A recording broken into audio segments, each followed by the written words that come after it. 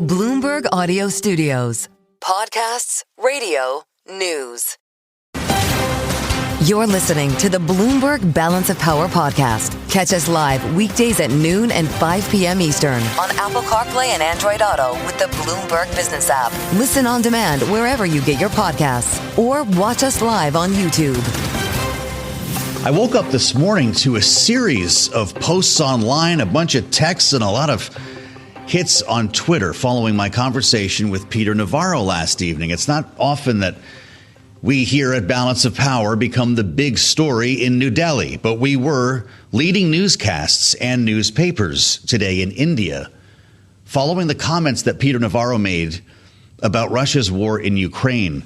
I'm just dialing through some of these links here. Times of India with the headline, "It's Modi's war. Trump advisor Navarro makes startling remark on Ukraine." Move to The Hindu Times. Ukraine conflict is Modi's war. Trump officials continue tirade against India. Look at this here as well. Indian Express. Trump aide Navarro dubs Ukraine conflict Modi's war, says peace runs through New Delhi. If I could play you the videos of the TV coverage over there, it's also pretty wild. Little did we know that India was listening. Little did we know that's where Peter Navarro would go on the day that we talked about tariffs and an additional 25% tariff on India as punishment, according to the White House, for buying Russian oil. See the headlines start to come together here.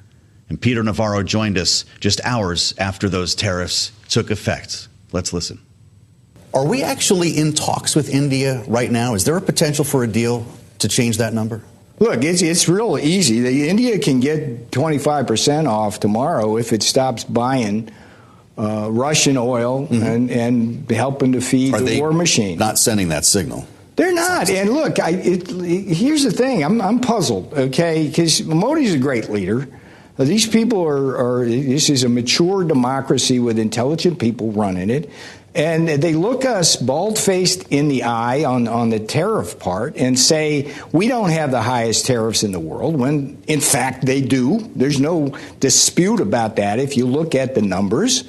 And then they say, oh, we're not going to stop buying Russian oil. Now, what does that mean? I mean, we've talked about this, but it's worth talking to your viewers again.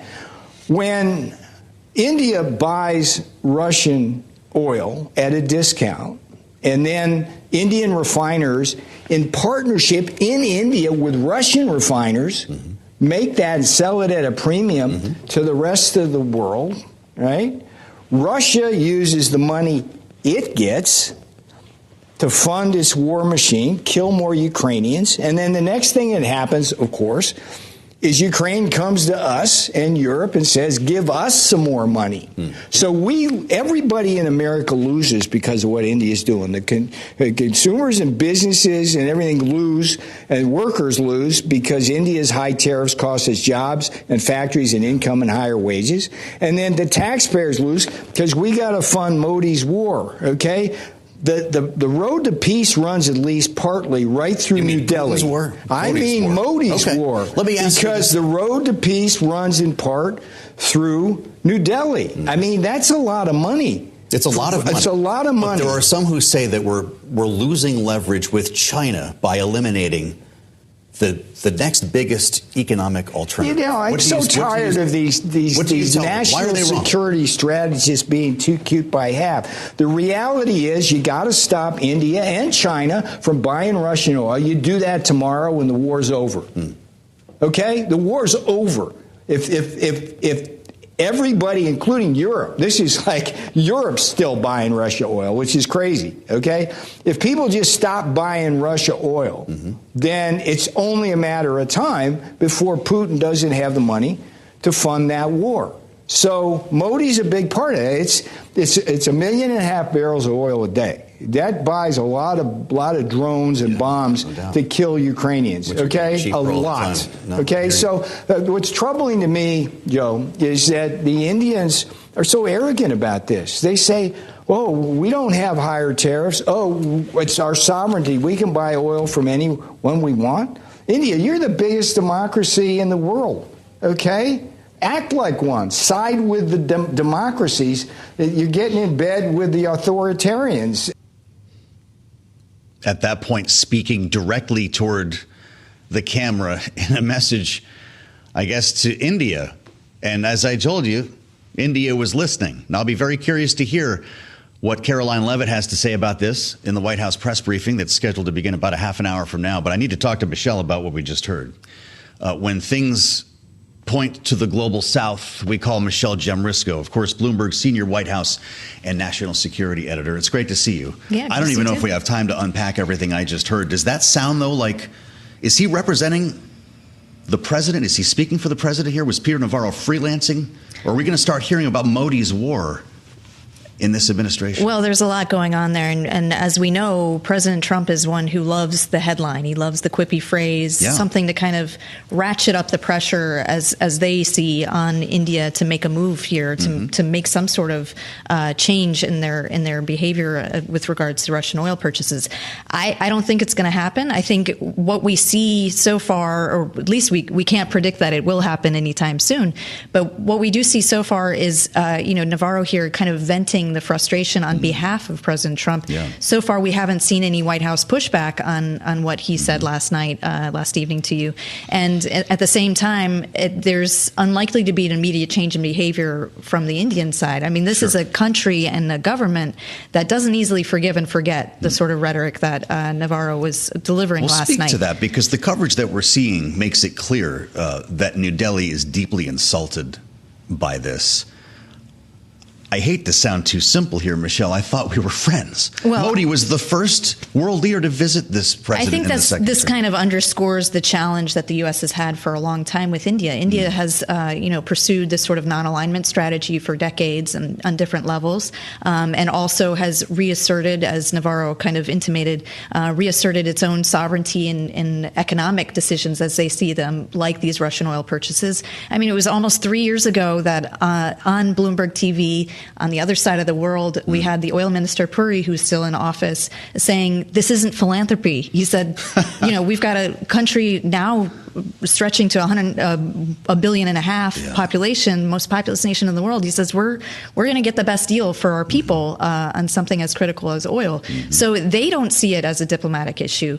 The U.S. is framing it as such, and you heard Navarro there saying that the war could end tomorrow if they end the purchases. Well, they don't see it that way, and they're insulted, as you say, by the intimation that somehow they're continuing the war when they see this as completely unrelated. He wouldn't accept the idea that this was pushing India into the arms of China or pushing it away from us after we told companies to move manufacturing lines there, and what appeared to be the great alternative to the world's second largest economy. What's going on there? Because it looks like they might be friends again, or things are warming up a little bit. Our team in Delhi had a great story overnight about the sort of warming over the past few months. So they uncovered a letter that President Xi sent to Indian officials in March, kind of trying to test the waters on warming relations. He kind of vented frustrations, probably common frustrations now for the two countries with how the U.S. was going about its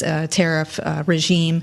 And that wasn't really answered, as we've been reporting, until around June, when Modi and his government started to see an opening with China. And now we have this great quote in the story about from the former U.S. envoy in Delhi, Ashley Tellis, saying, Trump is the great peacemaker. Look what he's done to bring Beijing and Delhi together. He's kind of wryly commenting on how that changed their relationship, something that for decades they've been at odds with each other over territorial disputes, trade disputes, and the like.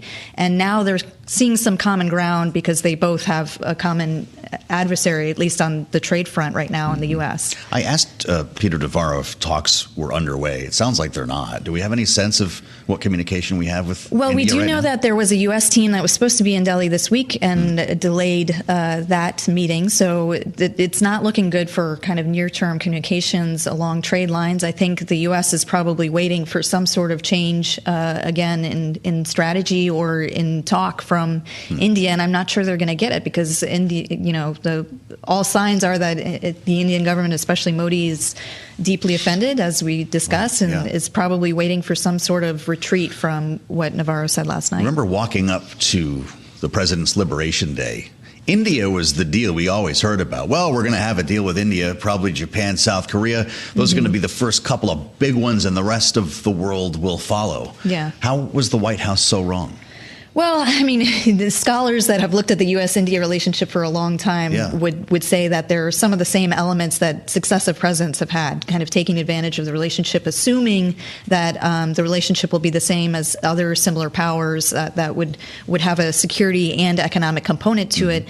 But, India is going to make decisions for India, and I think to an extent that maybe is a little bit more stubborn, a little bit more stalwart than some of the other partners the U.S. has around the world. And I think that's just at work here. Well, you understand this stuff so well. I'm really glad you could join Michelle Jamrisco with us here in Washington, in our Washington bureau at Bloomberg. I want to mention a quick breaking headline. Lisa Cook's emergency hearing that we were just talking about with Michael McKee has in fact been scheduled for tomorrow, 10 a.m. Friday. We're going to be talking about this straight through the end of the business week here. So Lisa Cook, 10 a.m. Friday morning, the emergency hearing has been scheduled. Stay with us on Balance of Power. We'll have much more coming up after this. You're listening to the Bloomberg Balance of Power podcast. Catch us live weekdays at noon and 5 p.m. Eastern on Apple CarPlay and Android Auto with the Bloomberg Business app. You can also listen live on Amazon Alexa from our flagship New York station. Just say, Alexa, play Bloomberg 1130. The headline on the terminal that says it all. Lisa Cook sues Trump over move to oust her from Fed board. We saw it coming. Her lawyer, Abby Lowell, told us 2 days ago that this lawsuit would be on the way, and now it is reality. Suing the president over his attempt to fire her for alleged mortgage fraud, challenging his claim that she may have lied on the mortgage application. And of course, in a fraud case, you have to prove that it was intentional. Realizing we're talking about documents here, mortgage applications. In this case, according to what we understand from the White House, she wrote that in both cases she would be a full-time resident. Part of this case, the defense will zero in on the idea that this may have simply been a clerical error. And this is where we start with Tyler Kendall, Bloomberg Washington correspondent, has the latest on all of this, including the response, the reaction from the White House. She's on the North Lawn. Tyler, what do we know? Yeah, hey, Joe. Well, we really have gotten no signs from this White House that they are going to let up on their pressure campaign against the central bank and now Fed Governor Lisa Cook. We should say that we had breaking news in the last hour that a 10 a.m. hearing has been set for tomorrow inside a federal courthouse here in Washington, where a judge is going to hear Cook's request for what's known as a temporary restraining order. This is going to decide whether or not she's able to retain her seat, perhaps even have a vote in that September FOMC meeting while the broader case about the firing plays out in court. Of course, that issue here has to do with what we have been talking about, this issue of cause. The White House today, in a statement through the White House press secretary, says that the White House has found sufficient cause to fire Cook and that this is well within President Trump's right, his domain, to do so. However, the idea of cause, it's not explicitly defined. This is outlined in Section 10 of the Federal Reserve Act of 1913 that says he has to prove this cause. But historically, it's been meant to mean malfeasance, neglect of ignoring duties while on the job. But at this point, these are just allegations. No formal charges have been brought. I was pretty struck during your conversation with White House trade advisor Peter Navarro yesterday, who gave us a little bit of insight into how the White House might be playing this down the road, saying that it doesn't matter that these allegations have to do with her private conduct, nothing to do with her job at the Federal Reserve. Now, in that filing, we did hear from Cook's attorney, and we got perhaps an outline of some of the arguments to come. She didn't explicitly deny the allegations, but did give us a little bit of a preview that perhaps when it comes to the issue with these applications, that they were mislabeled unintentionally. And that is really one of the key things here that the court is going to have to decide, Joe. Well, that's really important stuff. And we do have an emergency hearing, as Tyler mentioned, set for tomorrow morning. So, Tyler, we're going to do this all over again tomorrow, it looks like. And we do appreciate the very latest from the White House. Bloomberg's Michael McKee has also been all over this, and he joins us from World Headquarters in New York. Of course, the man who brings you coverage of the Federal Reserve and is in the room with Jay Powell for the news conferences. Michael, you've been learning a bit more about Lisa Cook. She's been working from home. Do we have any idea about how this will play out tomorrow in this emergency hearing? We don't, although she does not have to attend the hearing. Her lawyers will be there for her. It's not a hearing before a jury or anything like that. It's arguments made by the lawyers, which will be backed up in writing by their pleadings for the judge to make a decision. However, we have been reading the request. I have been reading the request for this temporary restraining order that would keep her in place until all this moves through the court. And we get the closest thing we have had to a defense from her on the mortgage allegations. The lawyers say, consequently, neither the type of offense the president cited nor the threadbare evidence against Governor Cook would constitute cause for removal, even if the president's allegations were true, which they are not. So it does appear that Cook is pleading innocent in a way to this, that she did not do anything wrong. And as Tyler was saying, there are some hints as to what might have happened, but that probably is a story for another day. We'll get more information on that as it develops. Okay. What are the odds that she's actually going to take part in next month's meeting, Mike? It's a little hard to say at this point. If this follows the pattern that we saw in the Wilcox case, Gwen Wilcox from the National Labor Relations Board, they will go to the district court, and given the pleadings that they've had so far that I have seen, it does appear that she will probably get that temporary restraining order from the district court, which means that immediately the Trump administration goes to the U.S. Court of Appeals to try to get that overturned. And in Wilcox's case, it was overturned. But how fast all that happens isn't clear. We're going to get the TRO hearing tomorrow at 10 a.m. Eastern time. We could see a decision by the judge within the day. Then you have the weekend, and at that point, we wait for the appeals to hit the appeals court, and then the appeals court will have to schedule a hearing. So the closer we get to September 17th, the more likelihood she might actually get to stay there if tomorrow the judge decides she can remain. Mm-hmm. White House feels like it already has not only the grounds, but the due process under its belt. That's what Peter Navarro told me last night when we talked about this. Michael, what do you make of the approach that the documents themselves are due process? That is not going to pass in any court of law. Due process means you get to face your accuser and answer the charges and get a chance to show you're innocent. And in this case, that was never provided as the lawsuit charges.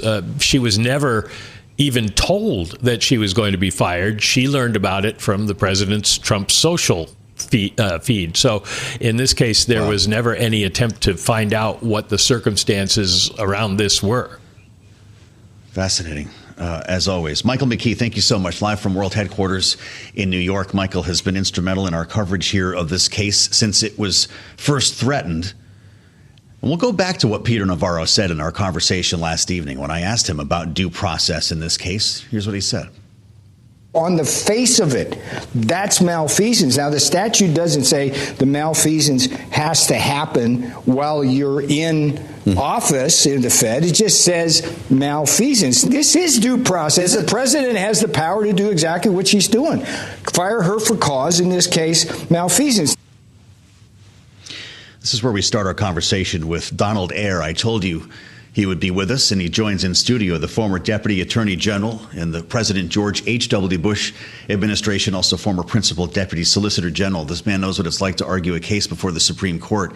And we want to take a 30,000-foot view on everything that's been going on here the last couple of days in Washington. Donald Eyre, welcome back to Bloomberg TV and Radio. It's great to see you. Thank you. It's good to be here. Just to start broadly with what we just heard, and I know you were listening as I was talking to Michael McKee and what we just heard from Peter Navarro, how should we define due process in this case?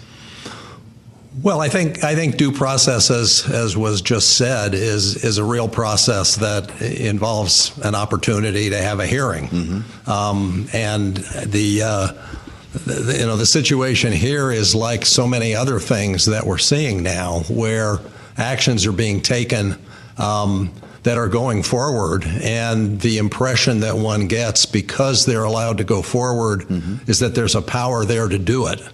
And the reality is that in many cases there's not. What's gone on is courts have looked at a great many things that the president has done. And the lower courts have, in many, many cases, essentially said this is unacceptable, it should be stayed. And then the Supreme Court, without actually deciding the propriety of the ultimate action, has essentially given discretion and given leeway to the administration. So I think, the Cook issue is one of many, but I think we have a tendency to want to look at the specifics and spend a lot of time talking about the specifics. What's far more important than any one of these situations is the pattern that's clearly emerged since the inauguration, which is a pattern of Donald Trump, in one instance after another, working to essentially overthrow the norms, procedures, checks of our process. And that's the real concern that we should all have. I understand the need to cover the news as it happens every day. Yes, and the stuff that's thrown against the wall has got to be reported.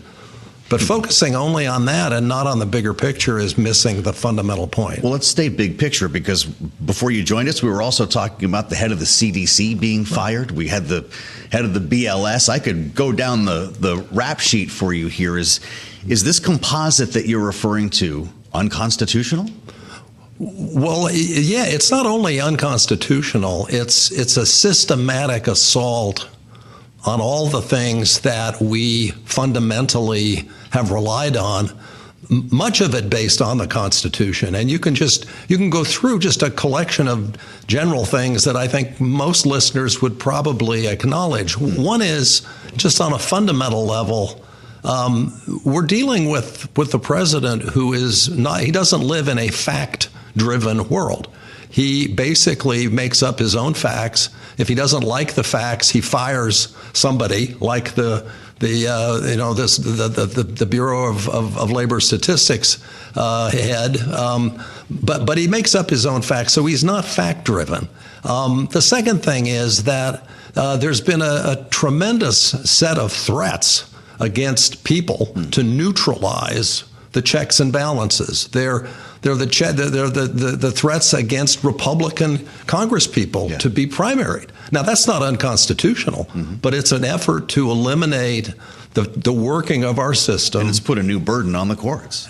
Well, that's because right. Congress has checked out of this. It gets driven to the courts. The whole idea of undermining checks and balances, of essentially figuring out ways, part of our checks and balances involves the Fed. The Fed is a very important part for the business world and for our economy. And Trump is now working very hard to overcome the independence of the Fed. But he's also doing a lot of other things. If you look at the Department of Justice, the Department of Justice has been, for the last 50 years, since Watergate really, highly respected as an independent, fair, even-handed. People in this country have not worried for most of the last 50 years about having the Justice Department come after them for no good reason. Well, they do now worry about that, and there's reason to worry about that. And so this, again, is the president trying to neutralize people who will stand in his way. That's the bigger concern. And the problem with getting obsessed with I don't want to call them little, because they're not little things that are happening, but they're individual things. And if you view them in isolation, you miss the much bigger picture. Yeah, so we'll stay with the forest here for a moment. Our listeners and viewers should know Donald Ayre argued 19 times before the U.S. Supreme Court. So you've been doing this for a minute. Have you ever seen a stress test like this? No, I mean, absolutely not. I mean, I think that's the thing that I think is easy to lose perspective about, is that what we've never had in this country, we had a civil war. We had a breakdown of the national sort of social fabric as a result of conflict in terms of interests between parts of the country. So we've been through a lot, but I think we've never had what the founders were, even after all the great work they did on the Constitution, still concerned about. And that was, they were very concerned about the one thing that could happen, and that's the man on the white horse, the person who is somehow able to pursue his own individual goals, to pursue his own power, to somehow appeal to enough people to get control of the country. Wow. That's what they were worried about. Yeah. And we've never had that happen here before. And we're having it happen now. That's what this is. That's what this is. That is absolutely what this is. And all you got to do is put together all the stories that you and all the other media report on, to go back over 6 months and look at what each one is. Each one is an effort, somehow or other, by this president to assert his independent control, free of the limitations that are built into our system, so that he can do whatever he wants. That's what we are dealing with, and that's what people need to know about. And that's what I think I will say, especially, I think the people most susceptible to understanding this and recognizing it are a lot of your viewers. I think the viewers of Bloomberg are the kind of people who think seriously about stuff. And thinking seriously about this means not just thinking about it on the isolated level, think about it in the big picture. We've got about a minute left. I'm struck by your tone and your words today, and I've been lucky to be talking to you for a few years. Mm-hmm. You're worried. I'm very worried. I'm very worried, and I think I know lots of people who are very worried. And I think it's very easy to, well, it's natural. I'm not here to criticize people. I think it's very natural for people to want to get on with their lives. Sure. It's very natural to want to think about, so far I'm okay. Things are going along. It's very strange, but I'm okay. And I'm hoping things will keep being okay. And the stock market's still doing pretty well. And people want it to be okay. It's not okay is the issue. It's not okay because the President of the United States is dismantling our fundamental system. Donald Eyre, many thanks for your insights and joining us today on Bloomberg TV and radio. This is Bloomberg. Stay with us on Balance of Power. We'll have much more coming up after this.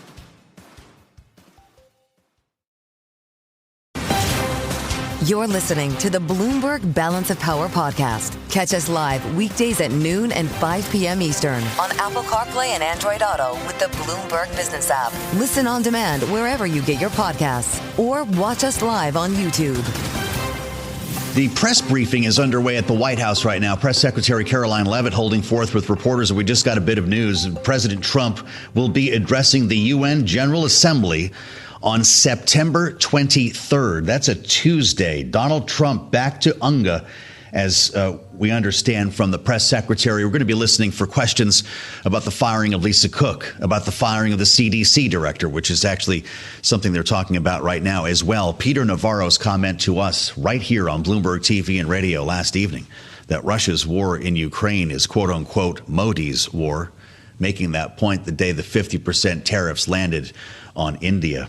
It is a beautiful day in La Crosse, Wisconsin. Mostly sunny, 77. Perfect time for Vice President J.D. Vance to touch down, and he is in La Crosse today to tout the big, beautiful bill. But we're not calling it that, I think, any longer. He's actually at a steel fabricating facility to talk about the big bill's benefits for manufacturing. Go figure. Of course, J.D. Vance grew up in the Rust Belt. He's talking to the folks who brought him to the dance here. But as we heard from Donald Trump just 2 days ago in the cabinet meeting, the branding issue is what needs to be addressed on the Republican side of the aisle. Sure, you've got the road trip, and it's not just J.D. Vance. Any number of cabinet secretaries are fanning out across the country to deliver speeches, to try to close the deal, to try to sell what has already been passed. And a lot of lawmakers are trying to do that, too, during the August recess. But as Donald Trump said himself, the branding of the bill, the BBB, the big, beautiful bill we heard about 100 times a day through the whole debate, might be making the job a little more difficult. Here's what he said. So the bill that, I'm not going to use the term great, big, beautiful, that was good for getting it approved, but it's not good for explaining to people what it's all about. It's a massive tax cut for the middle class. It's a massive tax cut for jobs.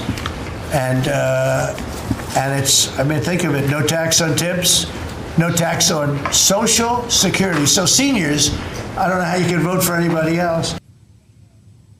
There you have it. So what do we call it?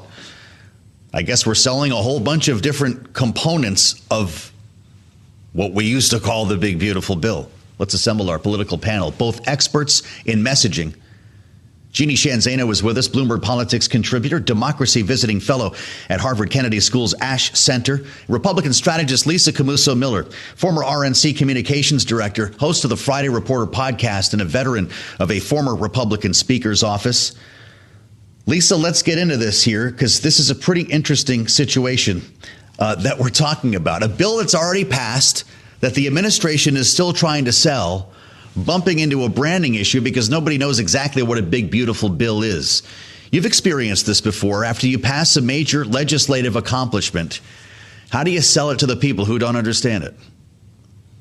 I think you talk about it in plain English, just like the president said. I mean, certainly the president himself is a marketing person. No one would ever take that away from him. And he's right in trying to illustrate and demonstrate what he and the Republicans on Capitol Hill believed to be a bill that was designed specifically to help the economy, specifically the middle class, in a way that will make a bigger difference for them. And so that, I think, is what is happening. They're going to continue to call it the one big, beautiful bill because that's what the president called it when he arrived on Capitol Hill about 6 months ago and told the Congress that he wanted it to be done all at one time. And so now they're going to take that messaging and they're going to turn it into sound bites over and over and over again to make that message clear that they've done what they were asked to do.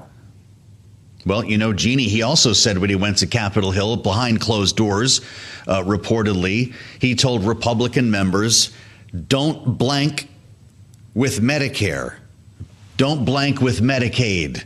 And of course, there are changes to these programs, specifically Medicaid, in this legislation that has upset a lot of voters of Democratic and Republican stripes. We just heard Abigail Spanberger's new ad attacking this bill the other day. What's the Democratic answer to this branding change? Well, this has nothing to do with branding, and that's where the president is dead wrong. You have J.D. Vance out in Wisconsin today. We know that this will cost Wisconsin voters, this bill, almost $300 million. It will strip 276,000 Wisconsinites from health coverage from those Wisconsinites. It will remove food via SNAP from tens of thousands of Wisconsinites and children, most specifically. So the president can try to dress this up any way he wants. He can try to send J.D. Vance and these other surrogates out to sell it. But there is a reason that members of Congress on the Republican side have been avoiding going out into forums with their own constituents and talking about it, because it doesn't matter whether they're Republican or Democrat. Voters know that this bill is a bill that is going to cost them dearly in terms of things that matter to them, their health and the food supply and their ability to pay for both. So Democrats are going to be talking about the reality of this bill. And I guess the president's going to continue to try to pretend that a bill that is favoring the wealthy and taking from the needy is something other than it is. But you can't continue to make that case when people see their health care and their food being stripped from them. They will know that regardless of what any of these folks say. How important or how effective are these road trips anyway, Lisa? I remember President Obama lamenting the fact that they didn't make a more concerted effort to travel the country and tell them what was in the Affordable Care Act, that it remained confusing and elusive to a lot of people. Does putting J.D. Vance on a plane to La Crosse actually help? Well, the reason why it works, Joe, is because local media will cover when the vice president comes to town and when he talks about the issues and what his speech addressed. And that's, I think, where the real value is that people will start to hear about those issues as they relate to the local community in their own local news coverage. And so as much as Jeannie's not wrong about what she said about the specific particulars, it's going to be a game of messaging, a game of telling what it is they believe to be the highlights of this particular piece of legislation. And then it's incumbent on the Democratic side of the aisle to talk about the types of points that Jeannie made in order to make it more clear to the voters about what it is that's included in this bill. So having the vice president with a very strong voice in the community definitely helps with the news coverage and helping the Republicans sell their point of view on the legislation. Pew Research poll, Jeannie, the pollster in you, I'm sure, is eager to dig into this. With approval ratings on the tax legislation, you can call it whatever you want here, but the numbers are the numbers. 32% approve, according to Pew Research, 46% disapprove, and 23% are not sure. Guess they'll be listening to J.D. Vance today. But when you see numbers like this, and you consider some of the town hall meetings that the likes of Mike Flood and Brian Stile had to endure, what kind of work do Republicans have ahead? They have an uphill battle. And you were right to reference prior Barack Obama. He had, and the Democrats had, an uphill battle. We've seen this repeatedly throughout modern American history. When you pass these big bills and then you go to try to sell them in advance of a midterm, it is very difficult to do. And we've been talking here about the impact on healthcare and food assistance, but let's just look at other things. $3.3+ trillion added to an already enormous debt, which is very concerning to voters. And on top of that, a voter base, even on the Republican side, that is frustrated by what they describe as endless wars. And you have, for the first time, a military budget of over $1 trillion. And in order to pay for that, you've taken away people's health care and their food. So those facts will matter. And J.D. Vance will go out and try to talk about this as a tax cut for working families, but that is going to be a very difficult sell for Republicans. But we have to see if Democrats can be united and stay on message and make this case. This is why the president is not talking about this much. He's talking about a lot of other things like crime and safety and immigration that he thinks are much more within his bailiwick and will gain him support. He doesn't want to talk about the impact on people's pocketbooks because what he's done is so widely unpopular, according to the polls. Boy, we're certainly being reminded of the bad blood that lawmakers left town with after passing said big, beautiful bill, but also the rescissions package that followed. And boy, that seemed to be the backbreaker here, Lisa, with Democrats telling us on the air they didn't see how we could avoid a government shutdown at this point because there's so little trust between D's and R's to make a deal on funding the government. We've got a little bit less than a minute. Are we going to shut down at the end of September? Yeah, it looks, Joe, like that's really that's where we're headed. You have to believe that the president's not going to want that to happen. And so there's going to be, I think that the Congress continues to surprise us in the way that they're getting their work done. So that is a threat. I think government is very much at threat. But I think ultimately what we'll see is that they'll pull it out and that the government will not shut down because that's not the kind of message that they want to be spreading across the country. Fascinating. Lisa Camuso-Miller, Jeannie Shanzano, many thanks to both of you for the insights. A great panel today. Thanks for listening to the Balance of Power podcast. Make sure to subscribe if you haven't already at Apple, Spotify, or wherever you get your podcasts. And you can find us live every weekday from Washington, D.C. at noontime Eastern at Bloomberg.com.